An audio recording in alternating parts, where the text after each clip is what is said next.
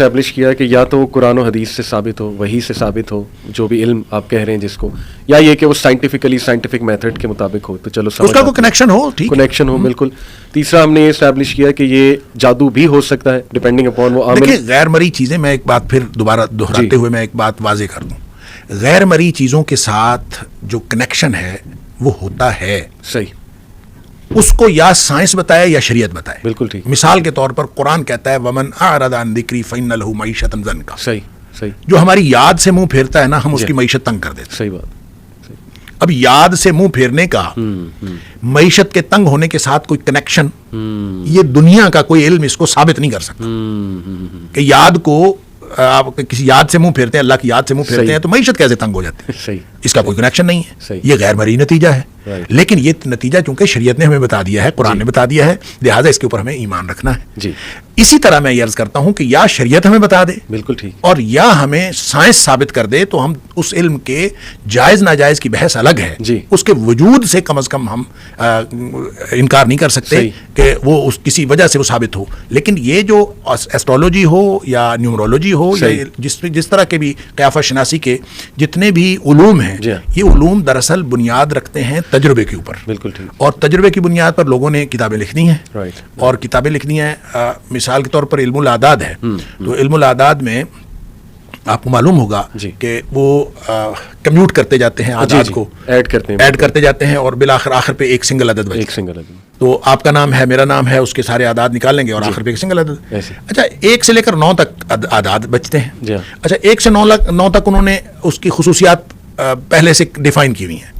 1 number ہوگا ایسا ہوگا, 2 نمبر ہوگا ایسا ہوگا. سورس کیا ہے وہ ڈیفینیشن کی خود ہی سے, مطلب یہی تو میں عرض کر رہا ہوں, تجربہ. اچھا, لوگوں کے تجربات ہیں. صحیح. کہ اس طرح کا آدمی اس طرح ہوتا ہے. اچھا, میں اپنے خاندان کی ایسی خواتین کا میں بتاتا ہوں, ہمارے بھائی تھے, ان کو بڑا علم الاعداد کے ساتھ تھا شغف, تو وہ نا ایسے ہی شغل کے طور پر کہا کرتے تھے. کسی کی انہوں نے عادت دیکھنی نا ہماری خاندان کی بڑی بوڑھیوں کی کہ فلاں عورت جو ہے اس طرح کی ہے, تو ان کا نا یہ اتنے نمبر ہوگی.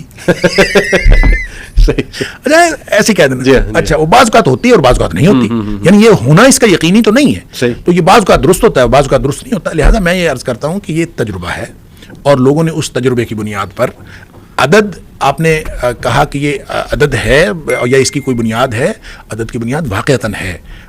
جس طرح ستارے اس کائنات کا حصہ ہیں, اسی طرح عدد اس کائنات کا حصہ ہے. بلکہ جو پیتھاگورینز جو ہیں, فیثاغورسیہ, انہوں نے تو کائنات کو کی بنیاد عدد کو قرار دیا, اور انہوں نے ہر چیز کو عدد سے ڈیفائن کیا, اور ان کے نقطے اور لکیریں یہ جو ملتے ہیں تو پھر کائنات بنتی ہے. اب یہ بھی ایک بڑی دلچسپ بات ہے کہ کیا نقطے اور لکیر کو عدد کہا جا سکتا ہے؟ یعنی جب انہوں نے کائنات کا بنیادی عنصر قرار دیا تو عدد کو قرار دیا, لیکن جب کائنات کو کی فارمیشن کو ڈیفائن کیا اور اس کو اس کی وضاحت کی, ایکسپلین کیا کہ فارمیشن کیسے ہوتی ہے, تو نقطوں اور لکیروں سے ہوتی ہے. ہر چیز, یہ ٹیبل بنی ہوئی نقطوں اور لکیروں سے, یہ کرسی بنی ہوئی نقطوں اور لکیروں سے, ہر چیز کو نقطوں اور لکیروں سے. تو کیا نقطہ اور لکیر عدد ہوتا ہے؟ یہ بھی ایک سوال ہے, اور فلاسفہ نے اٹھایا ہے یہ سوال.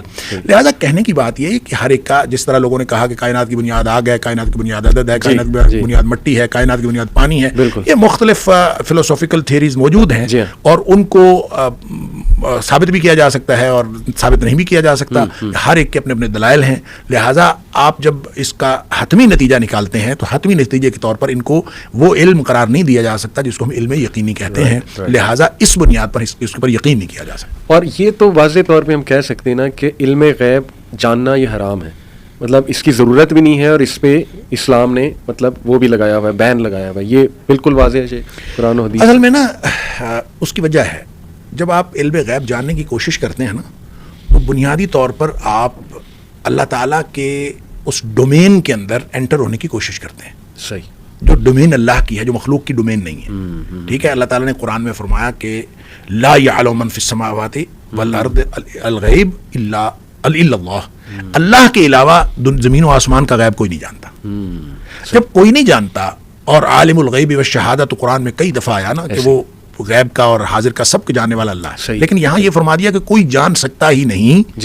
اور ایک جگہ یہ بھی فرما دیا کہ اللہ اپنے رسولوں کو جو چاہے کچھ بتا دیتا ہے اور کچھ چیزیں جو ہیں وہ بتا دیتا ہے. تو وہ تو میں پہلے ہی عرض کر چکا ہوں, رسولوں کو جو چیز بتاتا ہے وہ ریویلیشن ہوتی ہے, وہ وحی ہوتی ہے. تو وحی کے ذریعے جو بتا دے اس کے اوپر آمنا و صدقنا, ہم اس پہ یقین کر لیں گے. لہٰذا باقی لوگ جو کوشش کرتے ہیں مختلف ذرائع سے, تو وہ ڈومین انسانی نہیں ہے, ٹھیک ہے. اور جب وہ انسانی ڈومین سے باہر نکلنے کی کوشش کرتے ہیں تو جان تو نہیں سکتے, ٹھیک, تک بندی ہو سکتی ہے, ٹھیک ہے, وہ یعنی صحیح بھی ہو سکتا ہے غلط بھی ہو سکتا ہے, یا وہ جو شیاطین بات بتاتے ہیں ایک آدھی کوئی بات شیاطین کے ذریعے سے بھی بات ہو سکتی ہے. میں تو ویسے ہی عرض کرتا ہوں کہ آپ دیکھیں دنیا میں جو کچھ وقوع پذیر ہو رہا ہے وہ انہی میں سے ہوگا نا.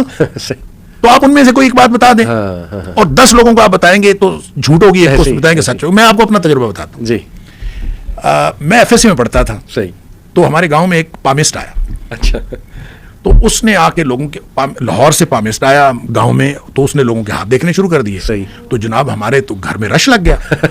تو جناب جو آئے وہ ہاتھ دیکھے اور بڑی دنیا. اور یہ میں نے آپ کو بتایا علم ہی ایسا ہے کہ ہر شخص لپکتا ہے اس طرح. اچھا وہ دیکھتا رہا تو میں نے اس کو نا 8-10 لوگوں کے ہاتھ دیکھتے ہوئے دیکھا. تو میں نے سوچا یہ تو میں بھی دیکھ سکتا ہوں. یقین کریں میں نے زندگی میں پامسٹری کی کوئی کتاب نہیں پڑھی, مجھے یہ تک نہیں پتا کہ کون سی لکیر کس مقصد کے لیے, پتہ ہی نہیں. لیکن میں نے کالج میں ایف ایس سی میں پڑھتا تھا, میں نے کالج میں جا کے مشہور کر دیا کہ میں پامسٹ ہوں اور میں ہاتھ دیکھ سکتا ہوں. تو بس پھر کیا تھا, لوگ میرے پاس آتے تھے ہاتھ دیکھنے, اور میں ان کے ہاتھ بڑے ایک ماہر پامسٹ کی طرح میں دیکھتا تھا. اور کسی کو بتانا کہ تم کنجوس ہو, کسی کو کہنا کہ تم یہ ہو فلاں ہو, اور مستقبل کی باتیں بتا دینا. عاشق مزاج, خاص طور پہ اب جوان کو کہہ دیں گے عاشق مزاج تو فوراً یقین کر لیتا ہے. یہ نا کچھ چیزیں ہوتی ہیں. ہمارے گاؤں میں ایک حکیم ہوتے تھے, تو اللہ بخش فوت ہو گئے. تو وہ جس کی نبض دیکھتے تھے نا, جس نوجوان کی, اس کو کہتے ہیں تیرے مسانے میں گرمی ہے. اب آپ یہ بتائیں مسانے میں گرمی کیسے وہ ڈیٹیکٹ کرے, ہے کہ نہیں, اور ہر شخص سمجھ لیتا تھا ہاں ہوگی. اچھا اسی طرح اچھا میں خود جب پامسٹ بن گیا تو کالج کے اندر لوگ میرا مجھے ہاتھ دکھاتے تھے آخر سب کو بڑے ماہر, کسی کو نہیں پتا کہ اس کو کٹ. یقین کریں مجھے تشویش اس دن ہوئی کہ سردیوں کی شام تھی, تو میں کھیل رہا تھا, تو مجھے کسی نے آ کے بتایا کہ آپ کے مہمان آئے, مغرب ہونے والی تھی. تو میں نے آ کے دیکھا تو 3 لوگ موٹر سائیکل پہ چڑھے ہوئے, کھیس انہوں لپٹے ہوئے, کوئی 27-28 کلومیٹر دور ایک گاؤں, وہاں سے آئے. کہتے ہیں ہم نے حماد سے ملنا ہے. تو میں نے کہا جی بتائیں. میں حماد ہوں جی, ہم ہاتھ دکھانے آئے ہیں. بڑی مجھے تشویش ہوئی. خیر نماز کا وقت تھا, نماز پڑھی, تو میں نے ان کو بریف کیا. میں نے کہا یار سب جھوٹ ہے, اچھا مجھے بالکل کچھ نہیں پتا. تو میں کچھ بھی نہیں جانتا, مجھے کسی لکیر کا, میں نے قسم اٹھا کے بتایا مجھے کچھ نہیں پتا. میں نے تو ایسے کالج میں شغل لگایا تھا. تو آپ نے کہتے جی نہیں ہمیں نا جس بندے نے بتایا وہ پکا بندہ ہے. اچھا تو پکے بندے نے بتایا. اچھا میری ساری تقریر سن کے میں نے بالکل صاف صاف بتایا کہ بالکل جھوٹ ہے, مجھے کچھ نہیں پتا. ساری تقریر سن کے اس کے باوجود مجھے کہتے ہیں پھر بھی ہاتھ تو دیکھو نا. اور یقین کریں پھر بھی میں نے ہاتھ دیکھا, اور میں نے اسی طرح جیسے میں کرتا تھا میں نے ان کو اسے اندازے, تو اس کو میں نے بتایا. تو انہوں نے یہ کہا کہ ہاں تو ٹھیک ہی کہتا ہے. اچھا یہ وہ بات ہے جو نبی کریم صلی اللہ علیہ وسلم نے فرمائی, سبحان اللہ, کہ من اتا عرافن, جو کسی عراف کے پاس جائے, کسی پیش گو کے پاس, اور جو کہتا ہے کہ میں جانتا ہوں, اس کے پاس جائے, فسالہ, صرف اس سے جا کے پوچھے. تو نبی کریم صلی اللہ علیہ وسلم فرمایا لم تقبل صلاۃ 40 لیلۃ, اور ایک حدیث میں آتا ہے 40 یوما, 40 دن رات کی اس کی نماز قبول نہیں ہوتی اگر اس نے جا کے صرف پوچھا. کیوں؟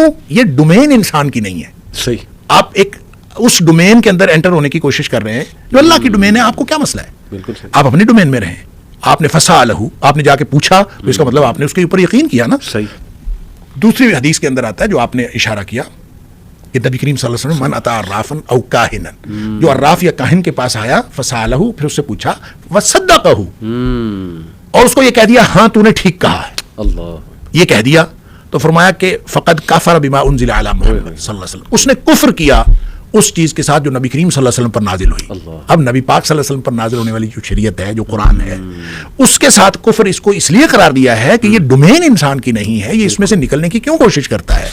لہٰذا اپنی تک بندی کے اوپر یا اپنے تجربات کے اوپر, میں کہتا ہوں کسی کا تجربہ ہو, اس نے علم الاعداد کو پروف کیا ہوا ہو اپنے ایکسپیرینس سے, جی, اس نے علم نجوم کو پروو کیا ہوا ہو اپنے ایکسپیرینس سے, صحیح, تو بھی کسی دوسرے کے لیے وہ دلیل نہیں بن سکتا. بالکل صحیح, اس لیے کہ اس کی بنیاد کوئی نہ سائنٹیفک ہے اور نہ اس کی بنیاد وحی الہی ہے. اس لیے آپ اس کو کہیں ہاں ٹھیک ہو سکتا ہے, اور وہ علم العادات سے تک بندی کرتے ہیں اور مختلف چیزوں سے تک بندی کرتے ہیں, ٹھیک ہے, وہ اپنا ان کا اپنا خیال ہے, وہ اپنے خیال کو درست سمجھتے بھی ہوں تو ٹھیک سمجھتے رہیں, لیکن اس کو علم بنا کے لوگوں کے سامنے پیش تو نہ